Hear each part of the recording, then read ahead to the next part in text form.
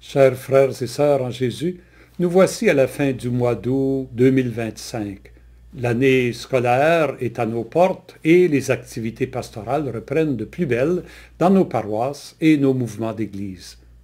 En considérant les mois qui viennent, le Conseil diocésain de pastoral s'est rencontré afin de déterminer si une priorité commune ne pourrait pas nous inspirer. Le Conseil a identifié trois grands éléments qui nous interpellent aujourd'hui. 1. Notre enracinement concret dans une région géographique et humaine qu'on appelle l'Outaouais. 2. Le défi d'avancer d'un seul cœur, alors que tant de différences marquent notre Église diocésaine. Et 3.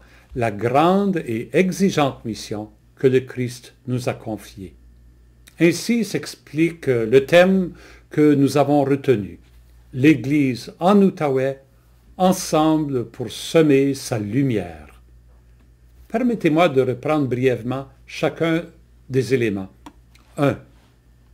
Saviez-vous que l'archidiocèse de Gatineau recoupe largement la grande région administrative de l'Outaouais? On y retrouve une soixantaine de lieux de culte, étendus de Losqueville à Montebello, de Pointe-Gatineau à Montserrat-Lytton, de Tursault à Duhamel, en plus de nombreux mouvements de vie chrétienne.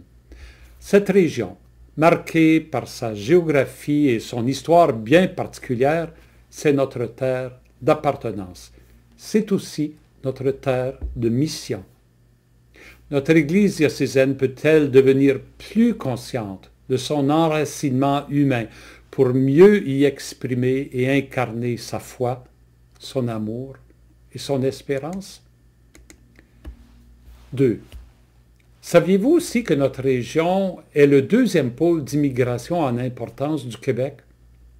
Au fil des décennies, notre région a accueilli des familles venues de partout dans le monde, de l'Europe, de l'Amérique du Sud et des Antilles, de l'Asie et plus récemment de l'Afrique.